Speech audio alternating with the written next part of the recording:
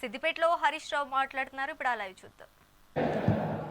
నేను ఎక్కువ టైం తీసుకోను, 5-10 నిమిషాల్లో ముగిస్తా. సన్మానం స్టార్ట్ చేసుకుందాం.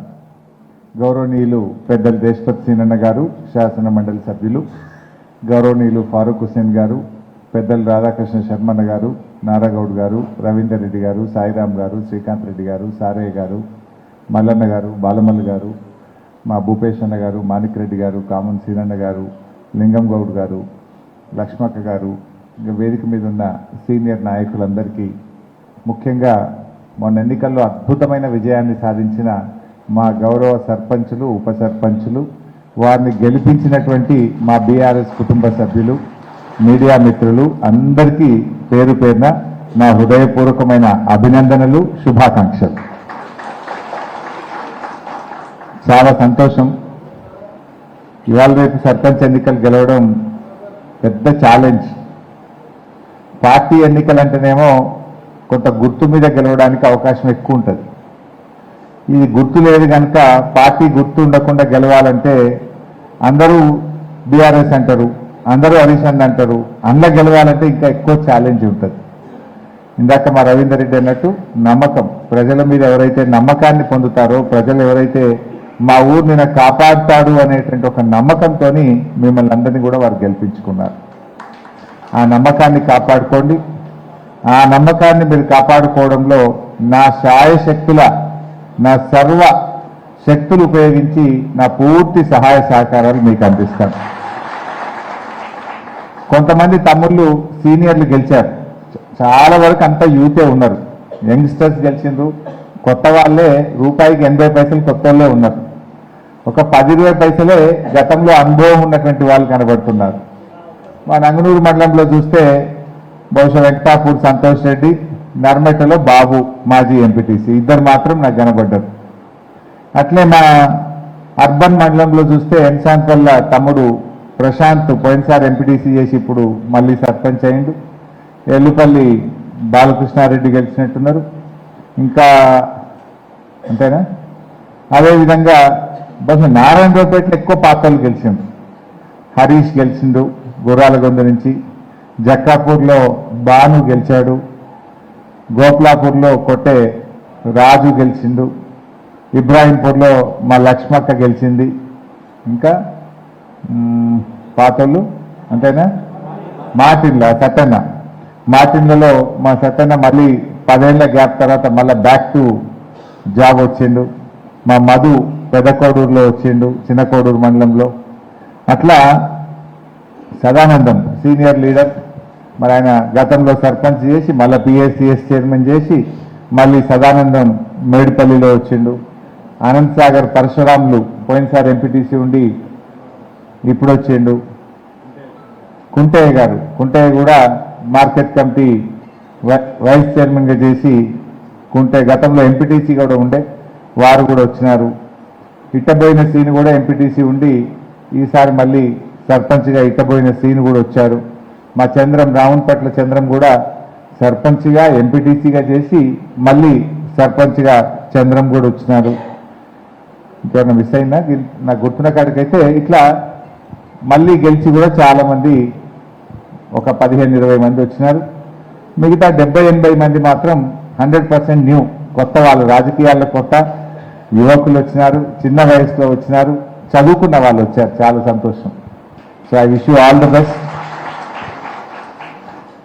మనము ఇందాక మిత్రులు మాట్లాడినట్టు కేసీఆర్ గారు ఉన్నప్పుడు గ్రామాలను చాలా బాగా అభివృద్ధి చేశారు.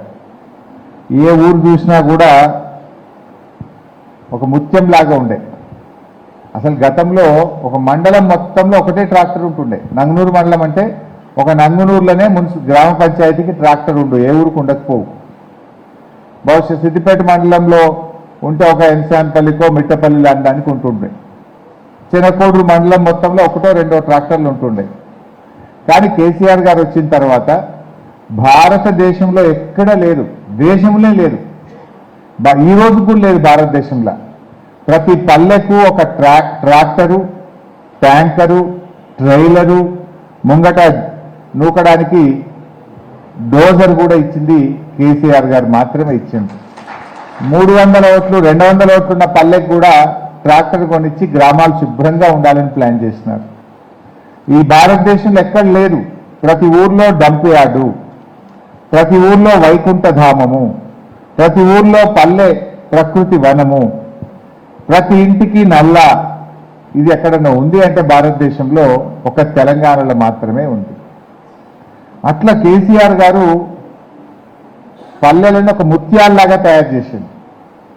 కానీ కాంగ్రెస్ గవర్నమెంట్ పోయిన 2 ఏళ్లు సర్పంచులను పెట్టక, గ్రామ పంచాయతీ ఎలక్షన్లు జరపక, ₹1 కూడా పల్లె ప్రగతి నిధులు గ్రామాలకు ఇవ్వక మురికి కూపాలుగా మారిపోయింది.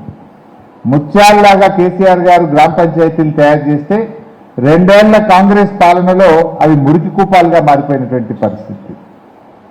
అంటే ఎంతో ఆదర్శంగా అద్భుతంగా గ్రామాల్ని మనం తయారు చేసుకున్నాం.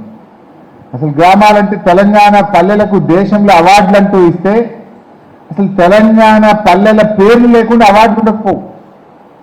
ఇట్లా గ్రామ ఉత్తమ సంసద్ యోజన కింద బెస్ట్ గ్రామాలు ఏవి అని ఒక 10 అవార్డులు దేశంలో ఇస్తే 9 తెలంగాణకి వచ్చింది.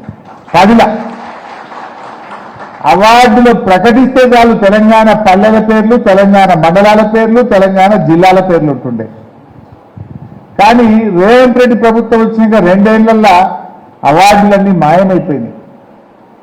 ఆదర్శంగా ఉన్న గ్రామాలు అధ్వానంగా మారిపోయినాయి. కేసీఆర్ గారు నెల పల్లె ప్రగతి డబ్బులు గ్రామ పంచాయతీలకు విడుదల చేస్తుండే.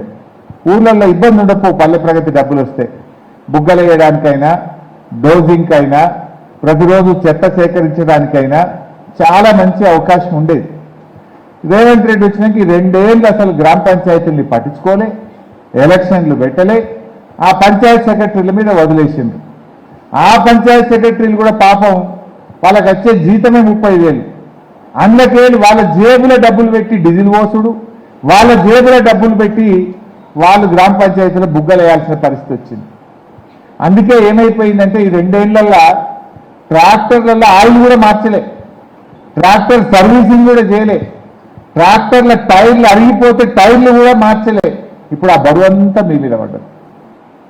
2 ఏళ్ల చెత్త ఈ కాంగ్రెస్ పాలనలో జరిగిన ఆ పేరుకపోయిన దుమ్ము ధూళి చెత్తనంతా కూడా తుడిచిపోయాల్సినటువంటి ఒక పెద్ద బాధ్యత మీ మీద పడ్డది. నిజానికి ఏం పట్టించుకోలేదు. సెక్రటరీలను వాళ్ళని కూడా తప్పు పట్టలేదు. వాళ్ళకి వచ్చే జీతం 30,000. పెళ్ళాం పిల్లలు లేరా, స్కూల్ ఫీజు కట్టద్దా, వాళ్ళు బతకాలి కదా. ఆ 30,000 అప్పుడో ఇప్పుడో ఇంత డీజిల్ పోసి 3 వద్దులకో 4 వద్దులకు ఒక్కనా ట్రాక్టర్ నడిపింది. ఎప్పుడన్నా బతుకమ్మ పండుగ వస్తే బుగ్గలు వేసింది, కానీ నడిమిట్ల బుగ్గలు కూడా వేయలే.